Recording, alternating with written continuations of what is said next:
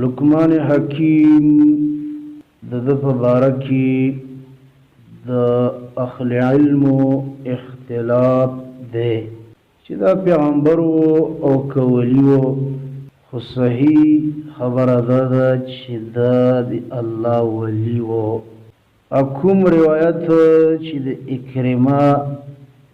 نه نقل دی چې په هغې کې ذکر دی چې دا د الله نبی و، نو د هغې په سند کې جابر جعفي او هغه ضعیف راوي دی. نو اکثرو مفسرینو ویلي دي چې دا غلام خبشي نجارو او د لقمان د ایوب علیه السلام خوریی یا د تره زوی و، او د داود علیه السلام نه یې بعضې علمونه حاصل کړي وو او ډېر حکمتونه الله تعالی دته په طریقې د الهام سره ښودلي دي وو. حکمت دا هغه علم دی چې پوهې په عمل سره او هر شی په خپل مناسب ځای کې استعمالول،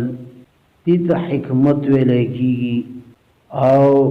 د لقمان حکیم د حکمت ډېر واقعات و اقوال ابن کثیر ذکر کړي دي، او ځکه الله عز وجل ویلی دي چې انشکر لله، چې شکر کوه د الله تعالی. ومن یشکر فانما یشکر لنفسه، او چا چې شکر وکړه نو یقینا شکر کوي د خپلې پیدې دپاره. ومن کفر، او چا چې ناشکري وکړه فان الله، نو یقینا الله تعالی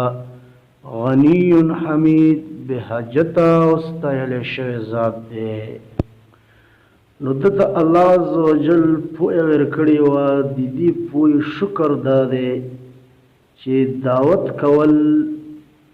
او خلکو ته علم بیانول او په هغې باندې عمل کول، نو دا هغه شکر د علم دی. بیا یو سړی خپل وس باندې پړ دی، څوک ډېر د الله شکر ګزار وي او څوک لږ، خو الله عز وجل ته خوښ خلک هغه دي چې په هغوی کې د شکر ماده وي. په دې کې غرض زمونږ دا دی چې په کار دا ده چې مونږ خپلو بچو ته، خپلو کشرانو ته، خپلو ماتیخته خلکو ته مونږ داسې تربیت ورکو چې دا د معاشرې لپاره یو د خیر سبب وګرځي. داسې نه وي چې موږ د خپلو بچو، د خپلو ماتیخته کشرانو داسې تربیت وکړو چې سبا هغه په معاشرې باندې او د خلکو لپاره یو عذاب وي. نو په دې مناسبت باندې مونږ ذکر کوو هغه وعظونه د لقمان حکیم خپل بچي لره. پکار دا دی چې دغسې وعظ نصیحت مونږ هم خپلو بچو، خپلو کشرانو، ماتیخته شاګردانو ته دغسې نصیحت وکړو لکه څرنګه نصیحت کړی و لقمان حکیم خپل بچي ته. نو هغه د دغه حکمت الله عز وجل ته ډېر خوښ شو. د دې د وجې نه د هغې تذکره یې په خپل کتاب کې کړې ده، ځکه د هغه دعوت، د هغه نصیحت هغه په ډېرو امورو باندې مشتمل ده. نو الله عز وجل ته خوښ دی، په دې بنیاد باندې یې خپل کتاب کې ذکر کړی ده. ځکه چې کوم یو عمل هم دا په اخلاص سره وشي او څه دنیاوي غرض پکې نه وي، خالص د الله د رضا لپاره وشي، نو په هغې کې الله عز وجل برکات اچوي. لکه یو عالم بیان وکړي په اخلاص سره او د الله د رضا لپاره بیان وکړي او دې لپاره وکړي چې یاره دا خلک صحیح الله والا جوړ شي، د داسې عالم په بیان کې الله اثر هم اچوي او برکات هم پکې اچوي او د بیان نه ډېر خلک الله متاثره کوي. لقمان حکیم اول د خپل بچی ته غد عقیدی اصلاح کی ځکه چې کله دی و انسان عقیده دا برابر نه وي درست وي او په دې کې شرکیات وي نو د عمل الله نه قبلوي. د دې د وجې نه اول په مونږ او تاسو باندې لازم دي چې مونږ خپله عقیده دا درسته کړو برابره کړو او بیا د دغې عقیدې دعوت ورکو خپلو بچو خپلو شاګردانو خپلو کشرانو خپلو ماتښته خلکو لره یا چې کوم ناپوهه مشران وي چې هغوی ته په صحیح طریقې باندې د صحیح توحید دعوت ورکړلی شي ځکه عقیده دا ډېره بنیادي څیز دی. نو لقمان حکیم هوښیار سړی و ځکه یې د عقیدې نه شروع کړله او دغه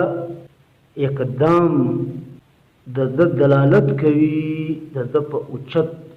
هوښیارتیا باندې چې دا یو ډېر ذهین او یو د حکمت والا سړی و چې ګوره که زما بچی ډېر ښه سړی وي خو چې ده په عقیده برابره نه وي شرک وي په عقیدې کې نو د ټول عملونه څه شی دي دا ضایع دي. نو د دې د وجې نه اول خپل بچي ته د توحید دعوت ورکوي او ډېر په ناشنا او د محبت په لهجې کې په دې کې موږ ته ترغیب راکوي چې کله تاسو دعوت چاته ورکوئ نو په کار دا ده چې د حکمت نه کار واخلئ. نو اذ قال لقمان لابنه کوم وخت چې وویل لقمان علیه السلام خپل بچي ته وهو یعظه واز ورته کو یا بنیا زید ما لا تشرک بالله شریک مکوا یا شریک مجوړوا بالله دی الله سره یا بنی لا تشرک بالله ازیا شرک مکوا دی الله تعالی سره ان الشرک لظلم عظیم یقینا شرک لوی ظلم دی. نو لقمان حکیم خپل بچی ته واعظ کی چې بچیا دی الله سره شریک مه جوړوه عقیده دی خالصه کا ویلې ځکه چې دا شرک دا ډېره لویه ګناه ده ډېر لوی عظیم قباحت ده. نو لقمان حکیم اول دی بچی دی عقیدی اصلاح او رد وکړله په دې باندې چې بچیا دی الله سره شریک ما جوړوه مگر سره په صفاتو کې جوړوه مگر سره په ذات کې جوړوه مگر سره په نورو څیزونو کې شریک ما جوړوه یعنې د الله سره بالکل شریک ما جوړوه ذره برم که ذره بر دې د الله سره شرک وکړله نو ګوره دا شرک دا لویه ګناه ده عظیمه ګناه ده د جهنم لرګی به شي. وصلی الله علیه و آله وسلم.